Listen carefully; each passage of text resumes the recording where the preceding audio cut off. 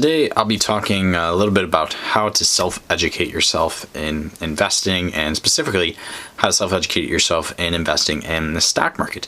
So I myself am probably have a little bit more formal education than most people do in terms of like finance and just overall investing in the stock market. Not only to be lucky enough to learn about it a little bit in high school, but also to learn a little bit in college as well about it. But I'm sure most people watching this channel, or who might be watching this video specifically, probably are people who don't have very much formal education, because unfortunately, at least in the US, and at least where I come from anyways, New York, I don't know if it's different state by state with, education regulations or whatever, but you really don't learn a whole lot about investing or the stock market in high school really at all. You might get like a very basic like definitional education of some aspects of the stock market and investing, but you definitely don't probably learn as much as you should. And I think this is super unfortunate, but luckily in 2018, 2019, you are definitely able to self-educate yourself a whole lot more than you were in the past. So most of my knowledge actually from the stock market, or about the stock market, is just simply from self-education. And I think that there's a bunch of great tools out there that the internet helps provide, but there's also some pretty bad tools out there. And I think there's a whole lot of people out there trying to, sell you resources that are supposed to help you learn how to invest that aren't really that good. So anyways, today I'm going to be talking about some resources that I've used in the past and that you might find helpful as well. So first thing, I think a lot of these resources you can actually get for free. A lot of people think that you have to go out there and buy some $500 course to really learn how to invest. And there are a lot of good courses out there, I think, but there's also a lot of bad courses as well. And specifically, I've been seeing some like very, very bad ones from a lot of social media sites like YouTube, Instagram, and Twitter.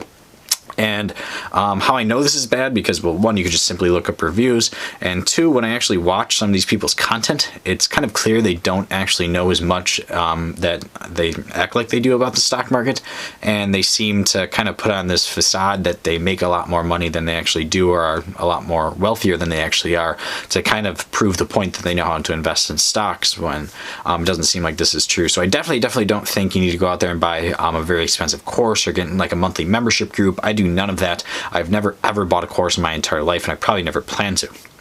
So the first best way probably for self-educating yourself in the stock market, one, is simply by kind of going a little bit old-fashioned and reading books. And there's a lot of really bad books out there, like I just said, and there's a lot of really good ones. Like, for example, this book right here, Stock Investing for Beginners, How to Buy Your First Stock and Grow Your Money by John Roberts, plus Simple Ways to Pick Winners.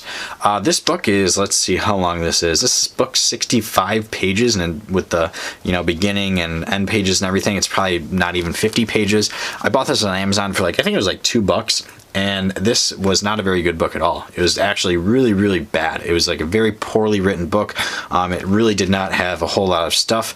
This was probably for the most basic person who has never ever heard anything about investing, and even so, it really didn't do a good job at that. So, for example, this would be probably a pretty bad source. But if I pull up a book like this one, on the other hand, this one is actually a very, very good book that I definitely highly recommend on my channel, The Little Book of Common Sense Investing by John C. Bogle. This one is a lot better as well. And I also think for investing overall, The Intelligent Investor is a lot better as well. And those are two books that I like and I read, and I think they helped me a lot, definitely when I was a beginner investor.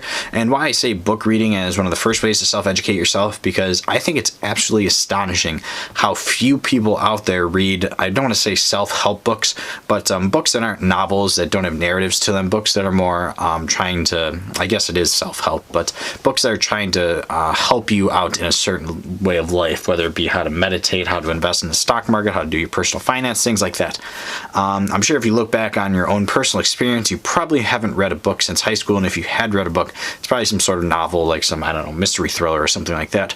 The number of people actually out there reading and finishing and digesting these books is so few. And why I suggest books over things like courses and videos online is because videos online are definitely great. Same with some courses out there. They definitely provide a lot of helpful information, but they're such a passive way of learning. Reading a book can be so much more beneficial, especially when you're educating yourself on something you might not be totally, you might be new at or might not know a whole lot about. Because when you buy a course rather than a book, you probably are buying that course because it's a lot easier. When you're watching videos, it's definitely a whole lot easier to sit down and watch a 20-minute video than it is to read a book for 20 minutes.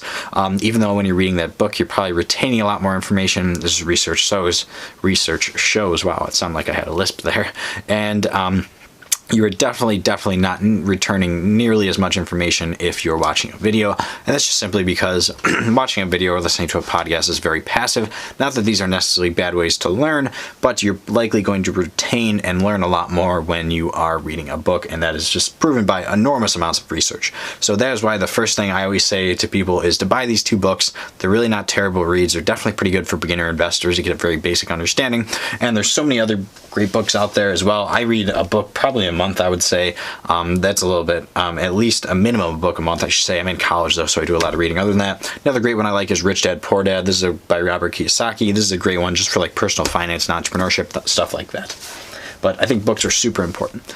The next thing, kind of counterintuitive to what I just said, but so I think it is still helpful, is start swapping out certain things in your life for more educational resources. So like I said before, watching videos, listening to a podcast might not be the most educational way to learn about the stock market or investing, but it definitely does help a little bit if you're swapping that out for something else.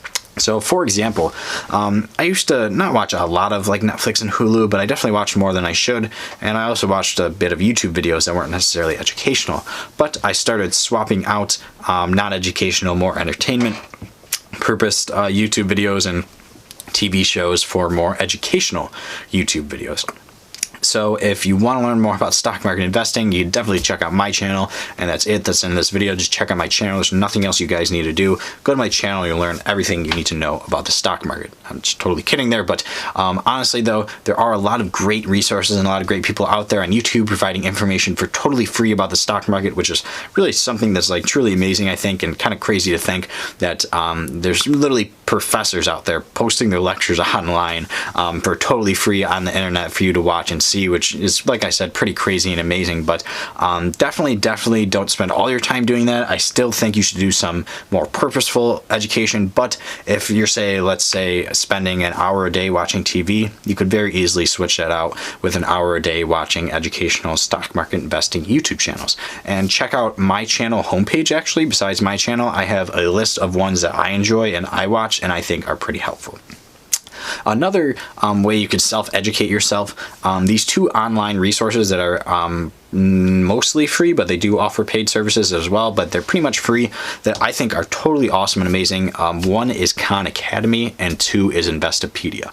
So Investopedia, obviously, as you can tell by the name, Investopedia, like an investing encyclopedia, they're really smart over there, but those guys over there have pretty much provided every single stock market and finance term that you could think of. They provided a very clear and thorough definition, and not only a definition of that, but also an explanation. It's very similar to Wikipedia, but it definitely focuses a lot more, and they're actually using experts for the field to write up these posts rather than like Wikipedia. It does have some experts, but it's more like just sort of like a random assortment of people editing for them. But Investopedia by far is probably one of the best free resources out there on the internet, which I'm sure some of you guys are familiar with. But if you actually delve deep into that, you can really self-educate yourself almost everything about investing to an extent. Of course, there's almost only so much you can learn from written word, but they also post very short videos if you're ever confused about a term or a definition, or like exactly like what yield on cost means, or what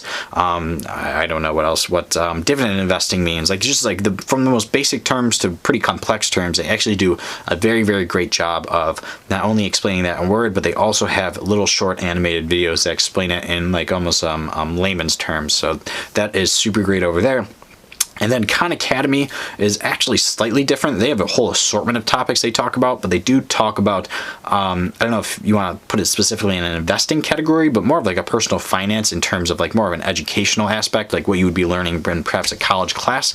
And Khan Academy, if you're interested in any other subjects, they actually have great stuff over there as well. But definitely with personal finance, I noticed in my classes growing up in high school and in college, if I ever didn't know what something was, I'd pretty much always look up a Khan Academy video because they seem to have a video about everything over there. But they definitely have some great free resources. There's the way they do their videos over there are a little bit different, not as good as Investopedia, I don't think, but they do it more in like a lecture, like literally a guy writing on like a tablet type of way. So those two resources are probably some of the best free resources out there by far, Khan Academy and Investopedia, if you want to self-educate yourself.